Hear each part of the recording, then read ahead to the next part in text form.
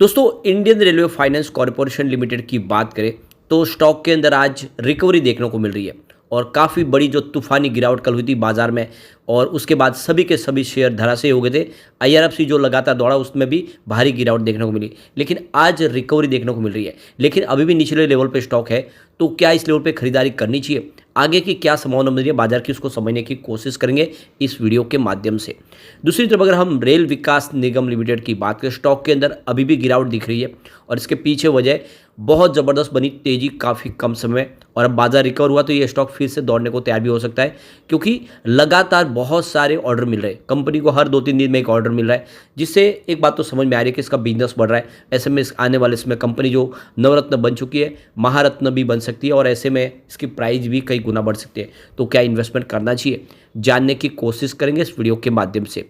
लेकिन फ्रेंड, उससे पहले अगर आप पहली बार हमारे चैनल पे आए तो चैनल को सब्सक्राइब कर दीजिए, एक बेल आइकॉन दबा दीजिए ताकि जब भी नया वीडियो बने पहला नोटिफिकेशन आपको मिले। वीडियो पसंद आए तो लाइक से जरूर कीजिए। चलो फ्रेंड्स, वीडियो स्टार्ट करते हैं। मैं हूँ आपका दोस्त एस बी दवे और हमारे अपने चैनल ऑनलाइन कमाई में आपका बहुत बहुत स्वागत है। तो अभी 12:30 के आसपास का टाइम है। बीएसई सेंसेक्स की बात कर ले तो 73,513 के आसपास है। 1434 पॉइंट की बड़ी तेजी देखने को मिलेगी, 1.99%, यानी 2% की तेजी बीएसई सेंसेक्स में देखने को मिल रही है।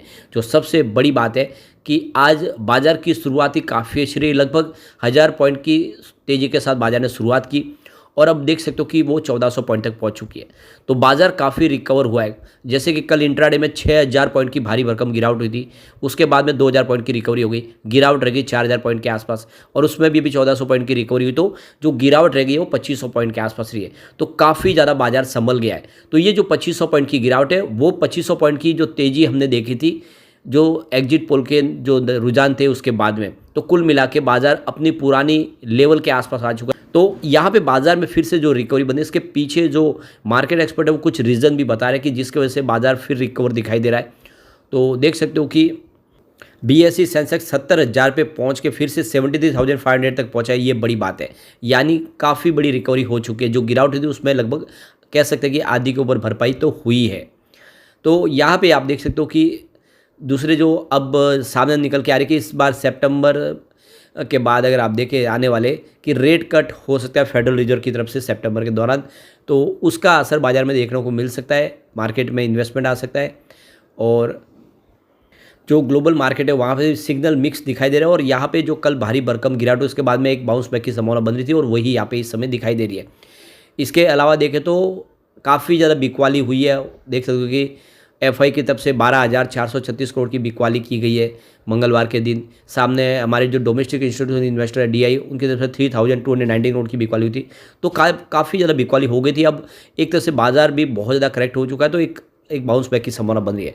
अब यहाँ पे अगर हम आरबीएनएल की बात करें तो स्टॉक इस समय 344 के आसपास ट्रेड कर रहा है, 1.88% की गिरावट देखने को मिल रही है। वैसे सुबह शुरुआत तो पॉजिटिव हुई थी 355 पर और क्लोजिंग कल की 351 के आसपास थी और 375 तक दौड़ भी लगाई, लेकिन फिर आप देखें तो यहाँ पे प्रॉफिट बुकिंग हावी हो गई। अभी भी बाजार को लेकर काफ़ी लोग चिंतित है और ये स्टॉक ऑलरेडी दौड़ चुका है ज़्यादा, तो वो सोच रहे हैं कुछ प्रॉफिट बुक कर लिया जाए। इसीलिए 312 का लो भी बना, लेकिन निचले लेवल से कुछ संभावना पॉजिटिव बनी है। अभी आप देख ही सकते हो कि काफ़ी कम समय इसने बहुत ज़बरदस्त दौड़ लगाई है। 10 मई को स्टॉक 250 के आसपास था, तो आप देखें तो 20-25 दिन में स्टॉक 250 का जो स्टॉक था वो लगभग 3 जून को 425 तक पहुंच गया। जब आप देखो एग्जिट पोल के जो नतीजे निकल कर आए उसके बाद में ये 425 तक पहुंचा है। तो 250 का स्टॉक लगभग 425 तक पहुंचा है। तो काफ़ी कम समय में बहुत बड़ी इसने तेज़ी ऑलरेडी बता दी थी। अब ऐसे में करेक्शन तो दिख ही रहा था और आप देख सकते हो कि इसका नतीजा है कि ये लो बना है। आज वैसे आप देखें तो वो जो 425 तक स्टॉक पहुँचा वो 312 तक भी आया इंट्राडे में आज। तो काफ़ी ज़्यादा करेक्शन वैसे देख सकते हो चुका है। कम से कम यहाँ पे 100 रुपये के ऊपर का करेक्शन यहाँ पे दिखाई दे रहा है कि वो निचले लेवल से हुआ है और अब वापस रिकवरी की संभावना बन रही है। तो जो एक तरह से लॉन्ग टर्म इन्वेस्टर उनके लिए अच्छा मौका दिख रहा है। अभी आप देख ही सकते हो कि तो यहाँ पे देखिए मंडे के दिन ही इनको एक लेटेस्ट ऑर्डर मिला है साउथ सेंट्रल रेलवे की तरफ से, जिसमें इंजीनियरिंग प्रोक्यूरमेंट और कंस्ट्रक्शन यानी ईपीसी का टेंडर इनको मिला है, जिसमें देखो ट्रैक को डबल करना है। ये अंकई स्टेशन से लेके करेंजगांव स्टेशन के बीच में है और यहाँ पे देख लो कि मंगलवार को इसका फ़ायदा देखने को नहीं मिला क्योंकि मंगलवार को बाजार क्रैश कर गया था। तो ये 30 मंथ के अंदर इस प्रोजेक्ट को कंप्लीट किया जाएगा। साउथ सेंट्रल रेलवे की तरफ से इनको प्रोजेक्ट मिला है। 440 करोड़ का ये प्रोजेक्ट है, जिसमें टोटल इलेक्ट्रिफिकेशन, सिग्नलिंग वर्क्स और दूसरे और प्रोजेक्ट सारे करेंगे। नहीं, EPC प्रोजेक्ट कंपनी कंप्लीट करके देगी।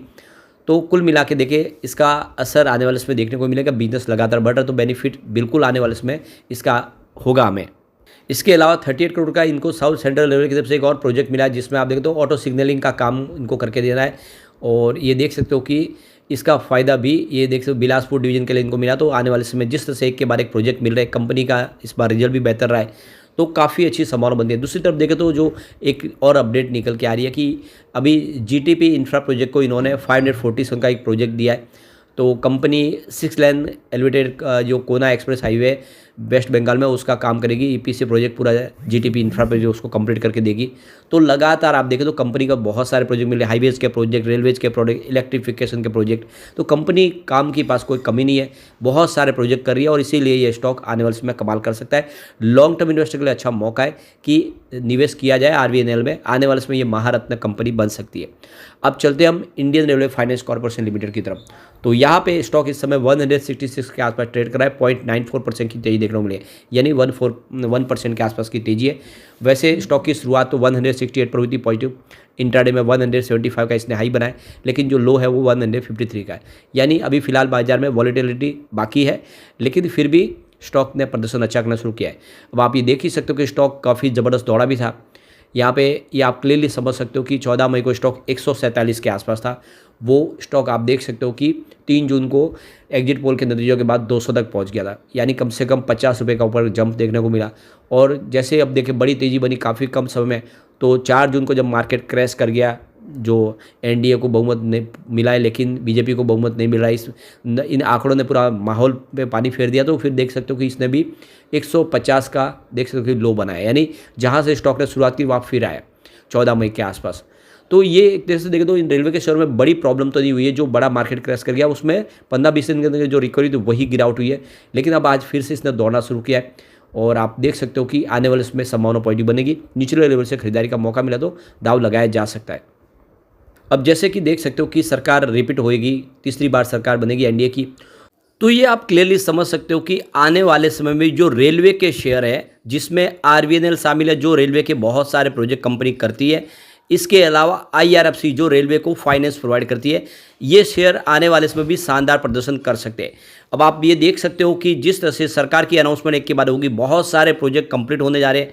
तो ये जो प्रोजेक्ट होंगे, 3 अलग अलग कॉरिडोर बनने जा रहे हैं, बहुत सारे जो रेलवे ट्रैक अभी तक सिंगल उसको डबल किया जाएगा और सारे रेलवे स्टेशन को फिर से रीडेवलप किया जाएगा। तो बहुत सारा खर्च होने वाला है। ऐसे में ये रेलवे के शेयर कमाल करेंगे। तो लॉन्ग टर्म इन्वेस्टर के लिए तो बहुत ही अच्छा मौका है, खरीदारी कर सकते हैं। शॉर्ट टर्म इन्वेस्टर थोड़ा सा वेट कर सकते हैं, बाजार को सेटल होने दें, उसके बाद में निवेश के बारे में सोचें।